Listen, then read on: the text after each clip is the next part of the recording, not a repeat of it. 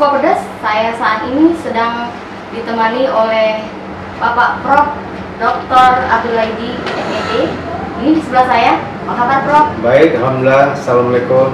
Waalaikumsalam. Dan rekan-rekan ya. Terima kasih kedatangannya. Ini sudah kali kedua ya, Pak Prof ya? Ya, terima Kita kasih. ketemu ya. Ya. Dulu tahun ini, tapi 5 bulan yang lalu ya. 5 bulan yang lalu. 5 bulan yang lalu. Ya. Sama programnya kemarin itu ngobrol bareng santai. Nah, kali ini kita ngobrol di podcast Cukup Pedes. Selamat nih Pak, sekali Ya. lagi sudah diamanahkan oleh Allah SWT menjadi Dekan Fakultas Ilmu Tarbiyah ya, FITK ya Pak ya. Ya. Gimana Pak nih mungkin rasanya mungkin, karena sepertinya kita pulang kampung ya. Iya. Iya, ya, saya S1 saya alumni dari Fakultas Tarbiyah, Iya. Pendidikan Agama Islam. Jadi ya ini juga ditakdirkan kembali ke fakultas ini setelah saya tamat tahun 1990. Ya, jadi ya tidak menduga juga. Jadi saya diamanahkan jadi dosen Fakultas Ilmu Tarbiyah dan Keguruan ini. Jadi saya kira, tapi pada intinya apapun amanah yang diberikan kepada saya itu ya saya berharap pada diri saya sendiri agar saya betul-betul melaksanakan amanah itu. Apalagi saya kembali ke alma mater saya ya, waktu saya menyelesaikan S1 saya. Jadi senang intinya kembali, walaupun tidak mengira. Tidak mengira ya. Ya. Nah, mungkin kita saat ini kan sudah jadi dekan, dan tentunya kan dekan FITK itu akan banyak sekali mendidik calon-calon guru nih Pak. Betul. Mungkin seperti apa sih tantangan kita sendiri dalam pengembangan ilmu ketarbiyahan seperti itu? Iya, sebelumnya saya ingin menyampaikan bahwa kita memiliki 10 prodi S1 dan ada 2 prodi untuk magister degree atau tingkat master. Ya, master pendidikan agama Islam dan master manajemen pendidikan Islam.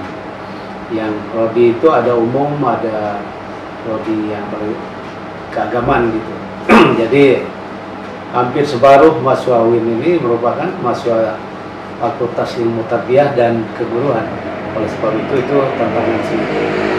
Oleh sebab itu ke depan ya tentu kita tetap melanjutkan apa yang sudah diraih oleh pimpinan terdahulu, dan yang belum baik kita perbaiki, yang sudah kita tingkatkan, itu harapan kita. Oleh sebab itu ya ini suatu amanah agar saya dapat meningkatkan prestasi di Fakultas Tarbiyah ini lebih baik ya, apalagi fakultas terbesar di Denpasar Fatah Palembang. Jadi kalau mahasiswa UIN itu 20 ribuan, kita ini 10 ribuan di Tarbiyah ini. Artinya 50% dari 50% itu ya? kurang lebih ya itu tantangan tersendiri. Tantangan. Ya, jadi dan termasuk fakultas yang itu selain besar juga favorit ya. Favorit jadi guru. Iya. Jadi yang ingin jadi guru ya? Ya, tidak hanya guru PAI, guru matematik, guru PGMI, guru fisika, kemudian prodi lain, bahasa Inggris, bahasa Arab. Oleh sebab itu untuk saya luar biasa SDM yang dihasilkan dari Fakultas Tarbiyah ini. Karena profesi guru juga itu profesi yang sangat mulia ya Pak ya? Wah, ya sangat mulia. Oleh sebab itu saya kira kita jadi begini nih karena guru.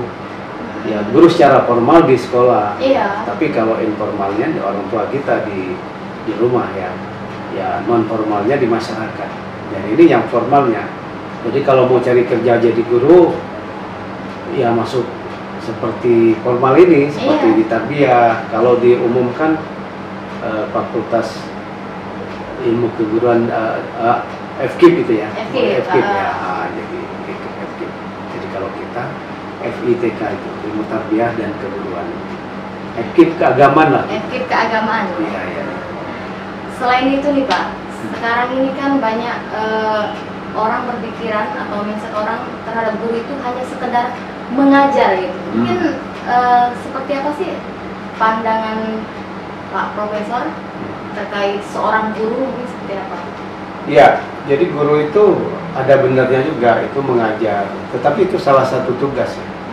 Jadi tugas guru itu mengajar, transfer of knowledge, pengetahuan, ya untuk mengajar.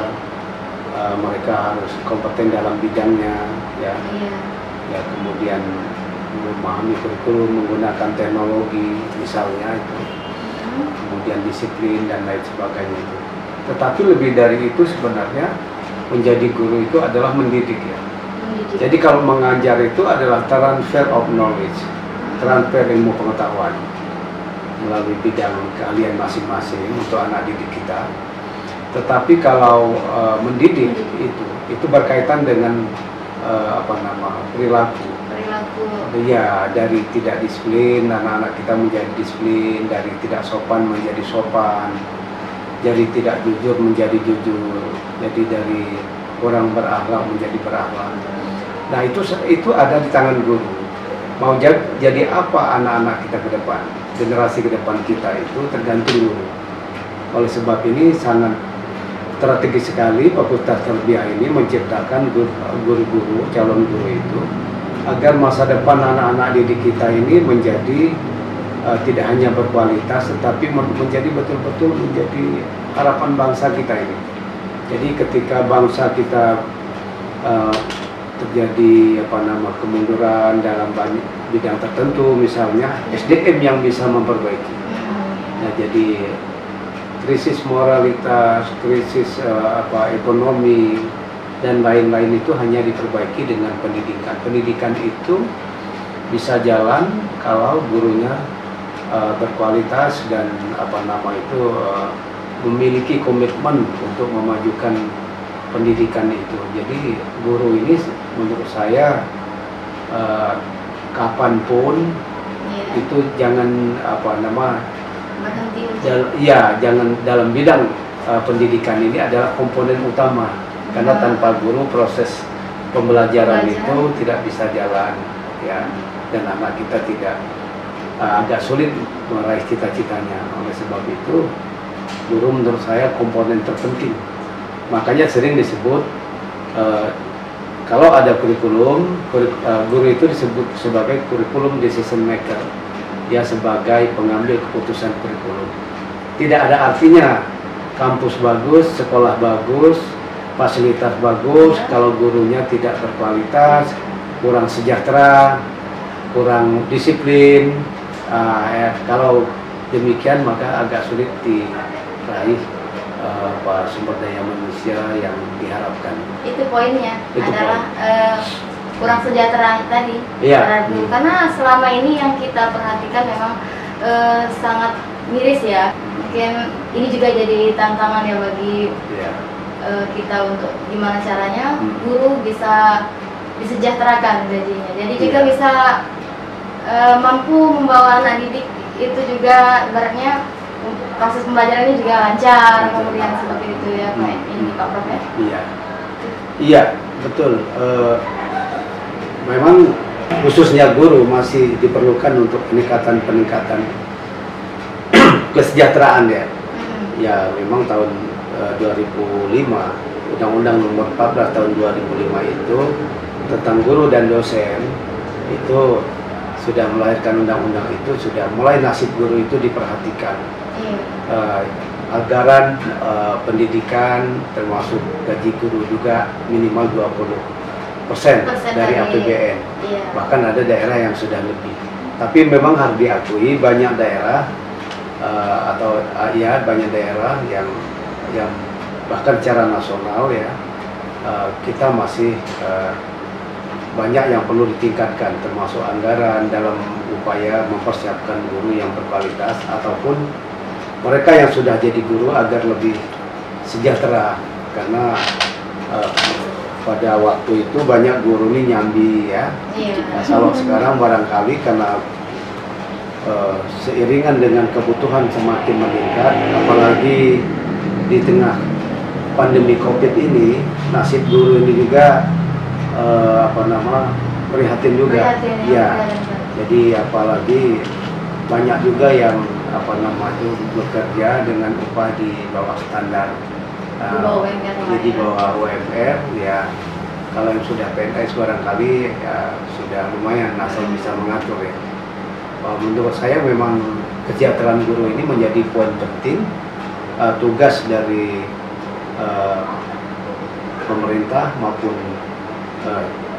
mereka yang punya tanggung jawab untuk itu, untuk menjadi perhatian, karena tidak ada kualitas sumber daya manusia yang lebih baik kalau gurunya tidak sejahtera. Tidak sejahtera. Ya, jadi menurut saya karena pekerjaan guru itu tidak hanya mulia, tapi punya tanggung jawab menciptakan anak didik itu mau jadi apa. Mau jadi apa?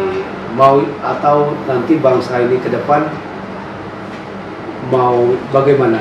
Ada Jadi, di tangan guru. ada di artinya, tangan guru. Tanggung jawab seorang guru Tanggung itu. jawab guru itu. Jadi menurut saya guru atau pendidikan ini harus menjadi perhatian terdepan sebenarnya dalam upaya menciptakan kualitas sumber daya manusia kita ke depan.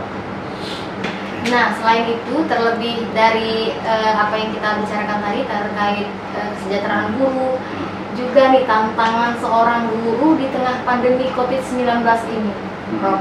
Iya. Mulai dari pembelajaran melalui daring, kemudian ada juga permasalahan yang terjadi adalah saluran internet yang mulai tidak bisa jalan seperti itu. Mungkin ada banyak permasalahan yang kita hadapi di tengah COVID ini. Mungkin seperti apa? Iya, pandemi COVID-19 ini memang musibah global ya. Iya. Jadi tidak hanya kita memang, tapi memang ada 161 negara kalau nggak salah Iya. Kalau terjangkit oleh COVID ini. Oleh sebab itu jadi persoalan serius, termasuk juga tentang apa Anda katakan tadi adalah persoalan guru ya. Guru ya. Jadi memang tugas guru ini sangat berat ya, karena dia harus melakukan pembelajaran daring ataupun sekolah harus jalan terus melalui daring, tetapi juga untuk daring juga harus mempersiapkan atau memiliki anggaran kan. Kuota internet Ya, salah kuota satunya. internet, kemudian juga kadang-kadang sinyal juga tidak bagus. Iya. Nah, jadi itu juga kadang itu anak-anak juga tidak siap. Ya, kalau di kota barangkali kita tidak persoalan, itu relatif lebih baik, seperti Palembang ini fasilitas lebih baik. Tetapi di daerah-daerah saya kira itu punya tantangan tersendiri. Jadi dan kita juga tidak tahu sebenarnya apa yang dilakukan oleh guru di daerah-daerah itu ya. Artinya mungkin pemantauan atau terbatas juga kontrol terhadap proses pendidikan kita di tengah pandemi ini terbatas juga, karena salah satunya juga keterbatasan guru juga dalam memberi tugas ataupun dalam hal proses pembelajaran. Selain itu juga saya dapat informasi juga bahwa memang dalam beberapa tahun terakhir juga pengangkatan guru ini kurang banyak yang pensiun. Iya, benar. Tetapi pengangkatan tidak ada atau minim ya. Oleh sebab itu ini tantangan tersendiri. Berarti nanti yang menjadi pikiran kita adalah atau menjadi tantangan sendiri adalah anak-anak generasi muda ini. Di satu sisi anak-anak bertambah terus usia sekolahnya, di sisi lain guru tampak menurun dalam hal pengangkatan ataupun kesejahteraan juga. Ya, oleh sebab itu ya di tengah pandemi ini memang salah satunya juga adalah guru yang menjadi tantangan yang berat ya. Dalam konteks ini adalah sekolah. Jadi oleh sebab itu ini perlu menjadi perhatian kita semua, baik orang tua maupun pemerintah, masyarakat, dan dalam hal ini perhatian kita terhadap pendidikan, termasuk guru dan sekolah itu. Ini Pak, kembali lagi yang ingin saya tanyakan. Tadi kan di awal tadi saya bertanya tentang bagaimana tantangan seorang dekan FITK terhadap pengembangan ketarbiahan. Iya, saya kira ini Fakultas Ilmu Tarbiyah dan Keguruan, di mana saya diamanahkan sekarang menjadi dekan, saya kira memiliki tanggung jawab spesial dan tersendiri ya dalam meningkatkan kualitas guru, calon guru ya. Mahasiswa kita tidak kurang dari 10.000, dan kita S1-nya ada 10 prodi, S2-nya ada 2 prodi. Oleh sebab itu saya kira kami punya tanggung jawab yang besar untuk menciptakan calon guru itu. Oleh sebab itu dalam proses pelayanan pendidikan atau perkuliahan ini kami sedapat mungkin, seoptimal mungkin, baik fasilitas kita, kualitas bentuk pembelajaran, kemudian kita menggunakan juga IT yang sudah lumayan baik ya, yang handal ya, yang sudah lumayan. Kemudian tentu juga kita punya dosen-dosen yang qualified, sudah banyak yang strata 2 dan strata 3, juga ada beberapa guru besar, dan kita juga kerjasama dengan perguruan tinggi lain seperti UNSRI ataupun dari luar Palembang ya, dari Jawa gitu. Oleh sebab itu menurut saya kita siaplah dalam menciptakan sumber daya manusia calon guru ke depan. Calon guru ya. Oleh sebab itu kami dari waktu ke waktu terus meningkatkan secara optimal proses perkuliahan ini. Yang sudah bagus kita tingkatkan, yang belum kita perbaiki. Nah, ini adalah karena ini adalah amanah yang diberikan oleh masyarakat, dan saya kira salah satu perguruan tinggi negeri yang di kota ini yang memiliki tanggung jawab untuk mencerdaskan bangsa ini, khususnya dalam bidang keguruan, dalam bidang menciptakan calon-calon guru yang berkualitas. Dan kita sudah teruji selama ini, jadi memang sudah lama kehadiran FITK ini, tapi namanya aja berubah.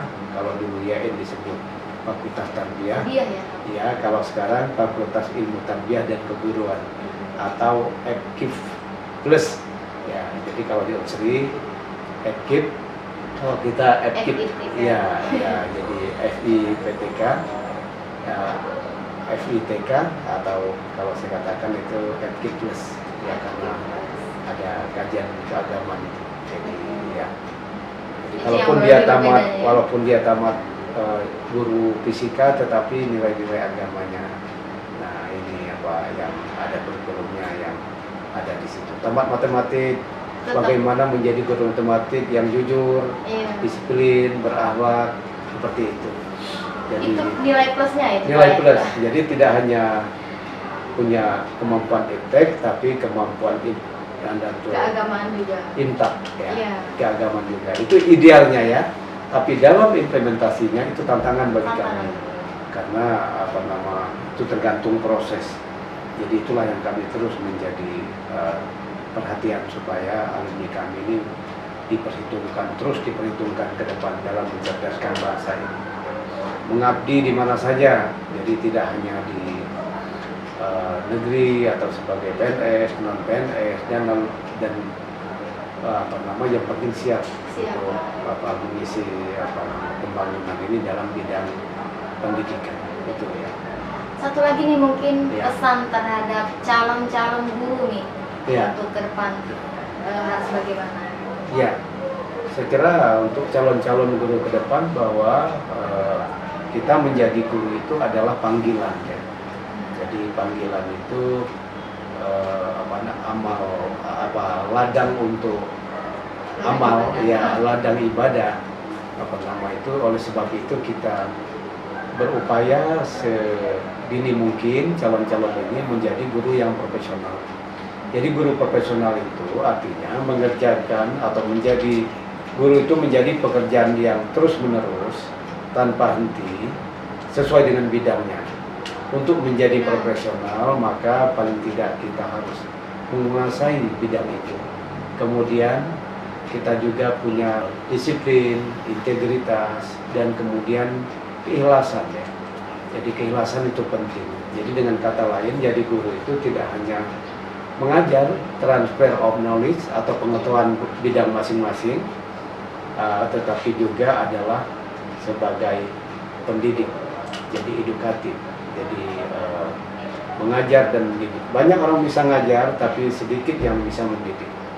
Jadi bagaimana anak tidak rajin supaya rajin, tadi malas menjadi rajin, tidak disiplin menjadi disiplin, kemudian kurang berakhlak menjadi orang yang berakhlak, orang yang tadi kurang semangat menjadi semangat. Itulah mendidik. Kemudian bangsa ini kan membutuhkan itu, orang cerdas, orang yang punya integritas. Itu Fakultas Tarbiyah punya tanggung jawab itu. Ketika bangsa banyak persoalan-persoalan, maka pendidikan yang terpanggil untuk memperbaikinya. Jadi seperti FITK ini sangat penting atau calon-calon guru adalah tentunya harus profesional di bidangnya, tetapi juga punya mental, disiplin, kemudian punya integritas yang itu terus ditingkatkan. Kalau itu prestasi, berarti juga adalah reputasi. Banyak orang tidak menjaga reputasi karena hanya mengandalkan prestasi. Dua itu sebenarnya yang dibutuhkan bangsa ini. Dan itu ada di guru sebenarnya. Oleh sebab itu, kita mengharapkan calon-calon guru dari Fakultas Ilmu Tarbiyah dan Keguruan ini bisa menyadari itu. Terima kasih. Mungkin yang perlu kita tarik itu adalah seorang guru itu pekerjaan yang sangat mulia. Sangat mulia, ya, dan kemudian tidak semua orang bisa jadi guru, ya, karena saya katakan tadi tidak hanya memiliki pengetahuan di bidangnya, tetapi juga dia kemampuan mendidik itu. Kalau saya katakan adalah orang tuanya anak di sekolah. Terima kasih Pak Prof atas waktunya yang sudah bincang-bincang di program Cukup Pedesnya Palpres Official. Ya. Terima kasih sebelumnya Pak Prof. Sama-sama, terima kasih kedatangannya. Kapan-kapan datang lagi. Bisa, bisa kita atur. Iya. Terima kasih. Assalamualaikum warahmatullahi wabarakatuh. Waalaikumsalam warahmatullahi wabarakatuh.